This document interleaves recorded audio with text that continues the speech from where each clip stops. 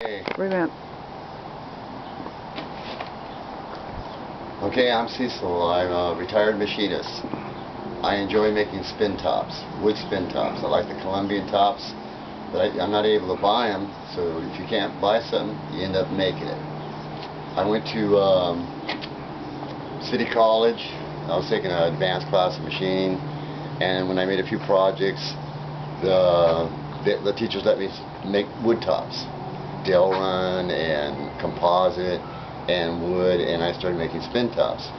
So one of the projects I had to make was in machining was a live center, and that's a live center with your two taper, because I use a taper attachment, a manual lathe, put the bearing in, and so forth. And my grandson seen this. He goes, "What, Grandpa?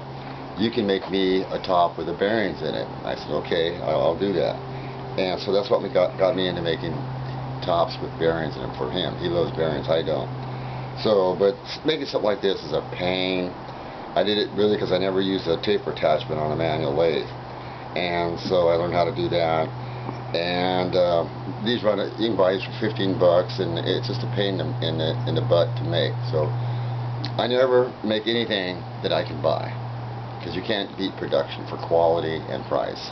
So Trompo spin tops, you can't buy them, not good ones.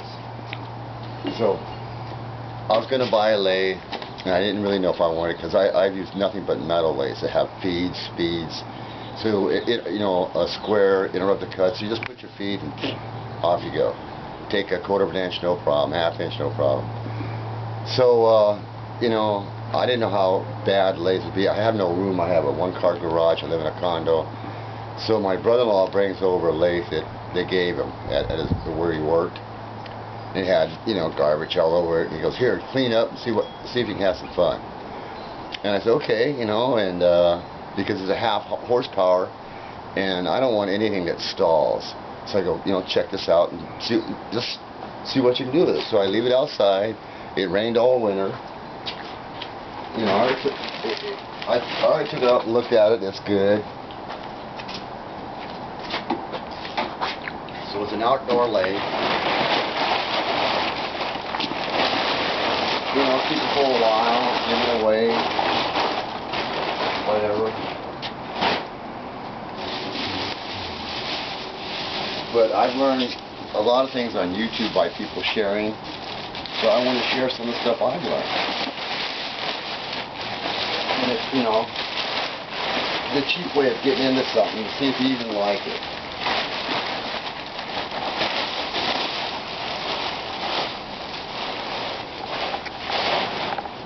Okay, this is my little bench, a little table I made to go over the ways, and put my grinder up here and grind my tools and so forth. So I got that.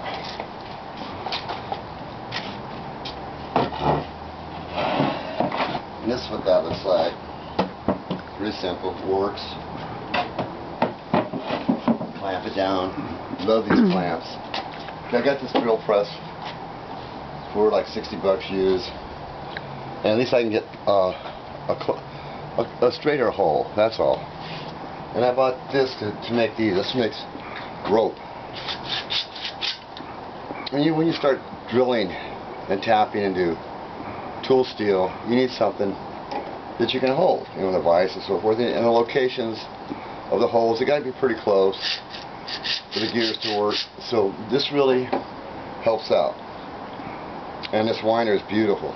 Makes thicker rope. I made up to 3/16 rope, and it works great. So that's my winder I made on this.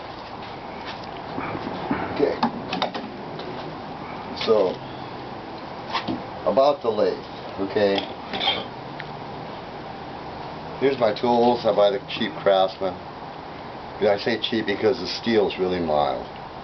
And being a machinist all my life, I know how to cut metal. So wood's pretty close to the same thing. There's a few things you have to learn here and there, but it's basically the same.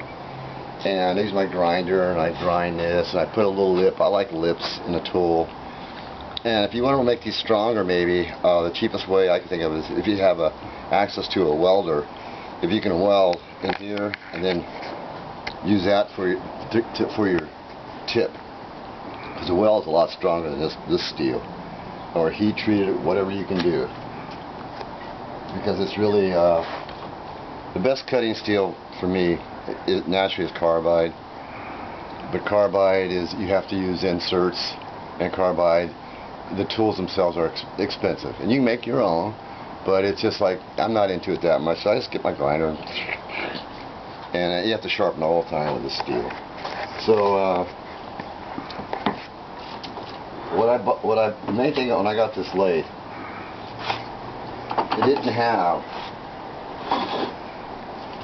the cutting attachment, you know, the banjo, whatever you want to call it, the tool rest, the hose. So I just put some wood together, some bolts, and got it to work. Excuse me. And you come up here like this, and you cut. And if you're cutting in reverse, just reverse the tool and cut that way. So this works. I wanted to find out if this Craftsman half horsepower would stall on me. And I don't really get stalled if I get grabs, you know, because I cut a lot of squares. And I hold everything with plate, service plate, bolted in with the wood screws and so forth. And I have this I put in there, threaded stock 3/4 16 with a 3/8 in it, because I want to run in reverse where I don't get grabs. And to run in reverse, this motor, if you take this little section, this little plate off, you have a red wire and a black wire, and it's marked A and B, and you reverse them, and it reverses the spindle. Okay, and that's the way for interrupted cuts I cut, because I don't like grabs. And if you want to finish it, switch it back over. You can buy left-handed drills, you can get it to work. I didn't have a live center. I bought this for about 15 bucks.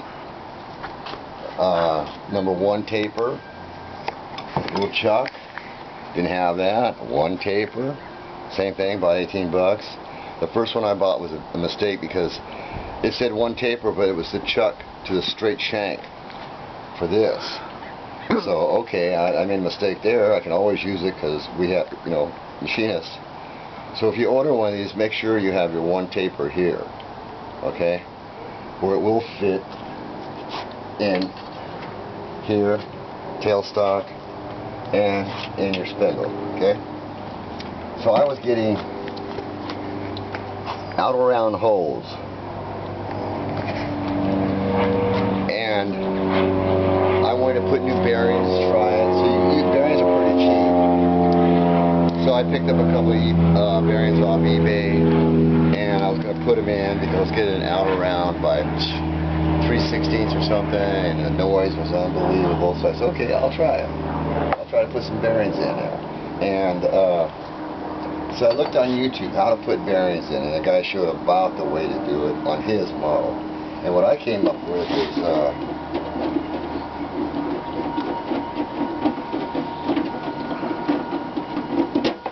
over here, I couldn't get the pulley off because the set screw was too close. You couldn't get in there. The way you put it on there, you couldn't get to it. And when I took it apart, now I think you can get to it. I don't ever plan on doing it again.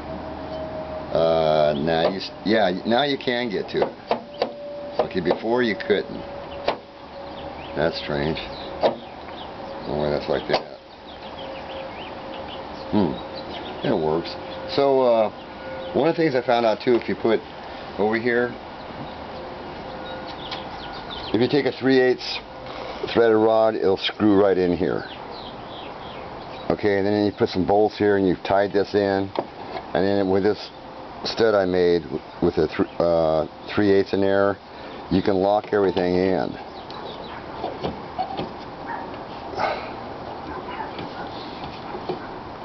Alright.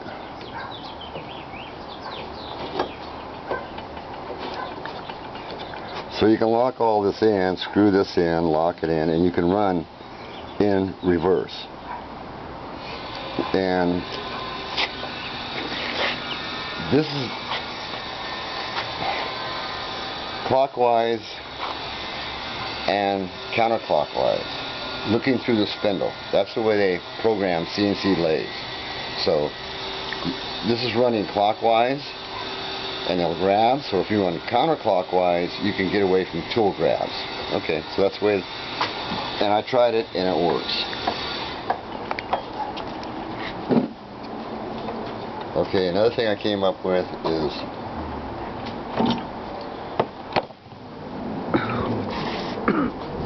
put these stuff so you can see it work. It does work.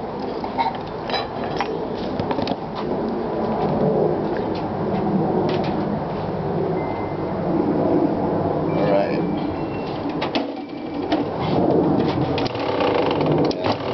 That's the way it sounds. Pretty good.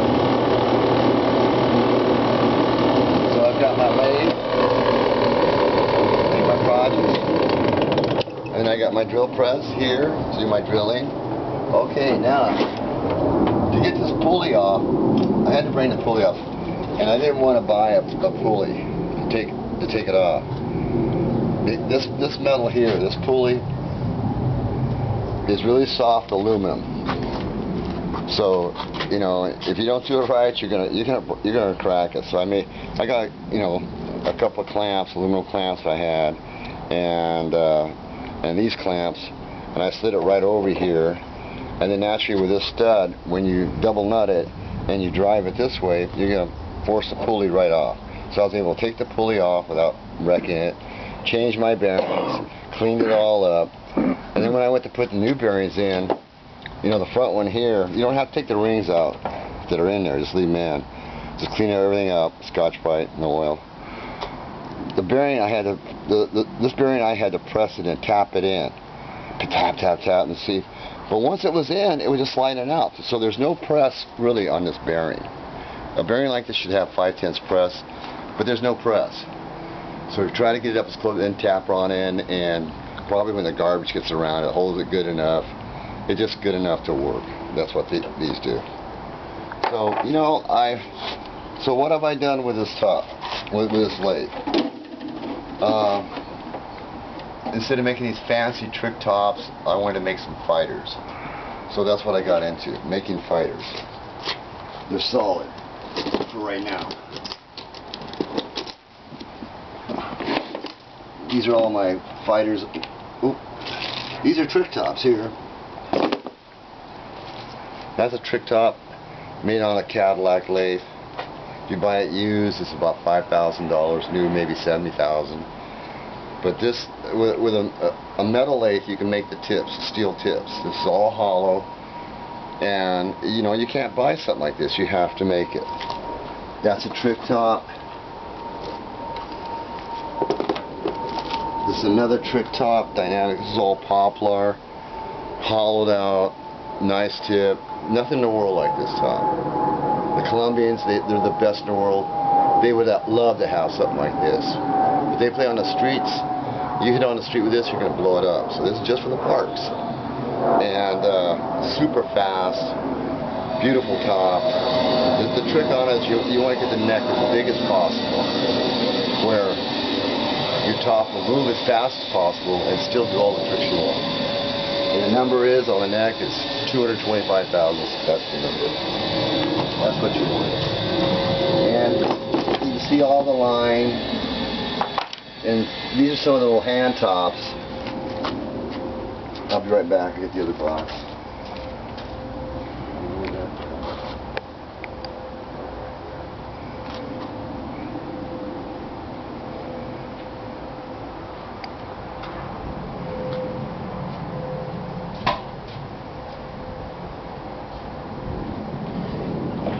Okay, these are the fighters. And that's what I really got the lathe for. Fighters. Okay, here again. A fighter that I made on a metal lathe. But these are the fighters I've made on this lathe. This is one of the tips you can buy off Lathe, about 20 bucks, and this is one of the tips that I've made, and they throw on a long line, they fight, hit other tops, and these will do all the tricks too. So that's what I really got involved with. And so that's been working out great. And what I've been doing lately is buying these on eBay. They're a Tuolo top, and I want to see what I could do with one stock. I put the 1-inch dowel here. I took their tip and put it in a drill, took a file to it. I made a thicker line that you have to make where this top will fight and do all the tricks. It's working great. This is really the way to go. Take one of these, make some slight modifications, and you're in. So this is what I'm really working with now. And right now I just use these for target practice because I'm not fighting anybody. And the best hit I've made is about 24 feet with a fighter, and I've never seen anybody do that unless it's the Vietnamese, and they use a stick. So that's basically what I've been doing. I made a trick top for my grandson, and what I made here is like, I buy these when I see them, little hand tops. This one was missing a handle. It had everything. It didn't have a tip or a handle. So I made a handle for it, looked close enough to it. I had another tip. And it's like, okay, I got this to work. So when you have a lathe, you can do things like that. There again, you can't buy something, so you have to make it. And that's your little hand spinners. Learned a lot on this top. So that's what I made on the lathe. Works great. A pain in the rear to make. You don't want to do that if you can buy it.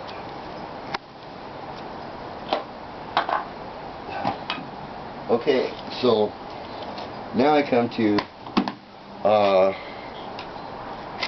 I want to make my wife. I can't get back into the shop for reasons, and because I have to stay home and take care of my wife. That's the reason. And so I had this big top I was going to make, a 14-inch bearing top, and it wasn't getting done because I couldn't get in the shop. So I seen this lathe, and I go, well, maybe try to do it. Cut it up on this lathe. Well, this lathe is 12-inch diameter, and that's about 14, 15 inches. So now, how I got this to work on this lathe is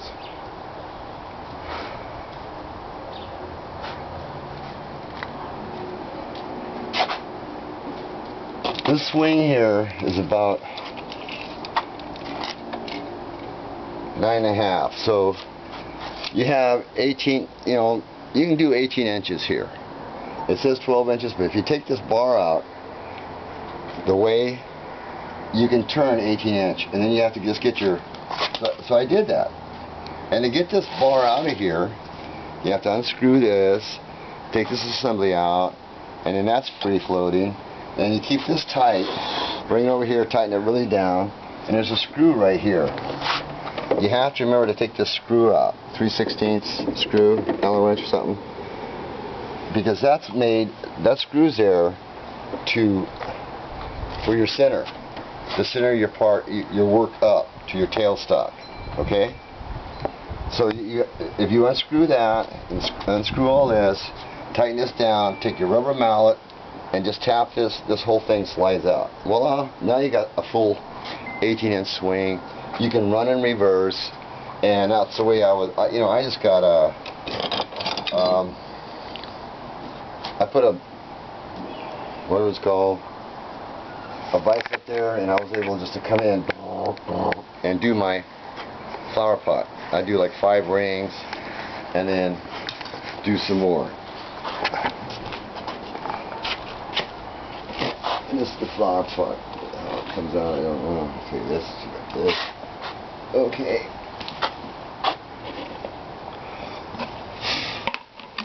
So that's the inside, how I turned it down. You see? Okay, let me flip it over. And this is the bottom where I faced it, turned it down. And that's what I glued it all up, and it's done. So that's the flower pot.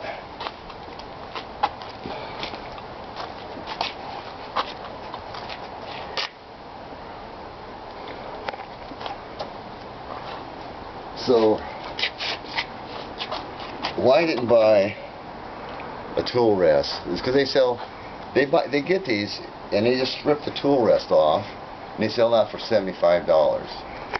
So, you know, to me it's just not worth it. I didn't know how, you know, if I even want to do this, and right now I really don't, because it's like, this thing's barbaric. I mean, I'm used to precision, man. In tool grabs, I don't get that. You know, I just lock my tool in, turn my RPM on, set my feeds, engage a feed, and it cuts what I want. You know, and if I want to do tapers and so forth, sure, I have to do manual feeds. But you don't get any grabs, catches, and stuff like that because you're cutting wood, man. I cut titanium, steel, everything. So I just want to see if I can get this to work. You know, if I got one cheap enough, you know, if somebody gave me 25 bucks, okay. But you know, in this, I don't know how much I've got to invest in this lathe so far. 50 bucks, you know, and 60 bucks here, and I've had a lot of fun with this. And I've learned a lot too. So, you know, it's worth buying, especially if you're going to leave it out in the rain and cover it up, because you don't want to take something nice like an $800 jet and throw it out in the rain. You can, you know, build a little garage for it, you know, and it's hard for work, but it's better to start off with something like this to see if you even want to do it. And you know, to me they're great for fighters, but once you get really, you want to make some high-class tops, you want something that can cut precision, something that can flatness, diameters, press fits. You really want that, but you're going to have to pay big money for that. Okay, so anything else out of that? Okay, now the biggest top I've made is, I've made probably 75 tops, different shapes, 8-inch, 6-inch, all over the place. I made all kinds of different ropes, tips, because I've been having fun. The biggest one I've made is this one. Alright. And I made this on a Cadillac, 14-inch diameter. It could turn 14 inches diameter. And this right here is like 10 inches. And it's all hollowed out. It's pine, because you want to go with pine when you're learning, because you know it's the cheapest wood. It's one of the cheapest woods. You don't have to balance it. It comes in pretty close, and it comes out pretty nice. It's light. Pine is really light. This weighs almost probably close to 3 pounds, and it's got an aluminum tip that I made, and it's got a rod in it. The other one is pulled in. So it's a press fit anyway, but it's all pulled in, hollow, and I put a little steel pin in here because aluminum will scratch. You get one little dent in it, and all of a sudden your hand turns blood. Aluminum's too soft, so you want to put a little steel tip in there, and that way that stays hard and you don't get cut up. I want to make a straight tip because I want to see if I can make a top that would run the line instead of a bearing. A bearing actually won't climb or run the line, and I wanted to see certain things if it would do it, and it does. It will walk. It does, and that's what I was after. It will climb, but it needs somebody really powerful. Okay, and I don't have that power anymore. You know, I've made videos of it in action, and I'm happy with it, and it's good enough. Put it away from my grandson. He's got the power. He's 23, and he feels like the Colombians. So I'm glad I made it. You know, it was worth doing, and now, if I want to make something exotic wood, you know, it's going to cost more money and time and everything else, but, you know, I know how to do it. You know, segmented, and like this is segmented, but it's not turned down. So I've had a lot of fun with this. And this is the kind of rope it takes to throw this top. You know, around a 1/2 inch, 7/16. There's a guy that makes big tops, and he was showing how he throws his tops. You know, he says, you know, that's the way he does it. Well, I don't do that. He makes a big loop and puts it on his arm. I take regular cord and I make a what is it, lark's head loop. So when I got something like this, I put the one in here, and I just take this and I got my lark's head loop. You know, and there you go. It's nice and clean. You don't have all that bulk in your way. And this here is like heat shrink, a little CA and heat shrink on it, and that's solid. So, and you know, this is a pretty long rope, and this is the rope that it takes to do it. I started off with a 1/4 inch rope, and no way it wouldn't come back. And I went to 3/8, it wouldn't work. And when you get into the 7/16 and 1/2 inch,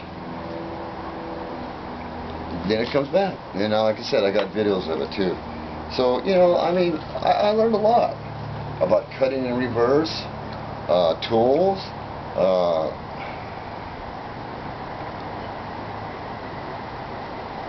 forward, reverse, yeah, and tip grabs and whatever. So it's a, you know, it's a Craftsman 12 inch. You know, a good price for these. You know, like if you get everything, it's worth anywhere from 80 to 125. If it's in pristine condition, maybe a couple of hundred. But you know, it does what it does. You know, trying to get a straight hole with this is not that easy to do. And overall, you know, it's a great lathe for a beginner. You know, this lathe is model 1132381A, and all this stuff's online. And if you get one of these, you've got something you have fun with, and pass it on. You know, if you spend $80 for it, and you do a lot of cutting, have fun, you get rid of it for $40, and the next person has a lot of fun. So you can't beat this for learning and having fun. And then hopefully you advance on it, and hopefully you make trompos, man, spin tops. It's fun. Thank you for watching, and thanks all you people for sharing, because I've learned a lot and you've helped me out a lot. Thank you. Bye.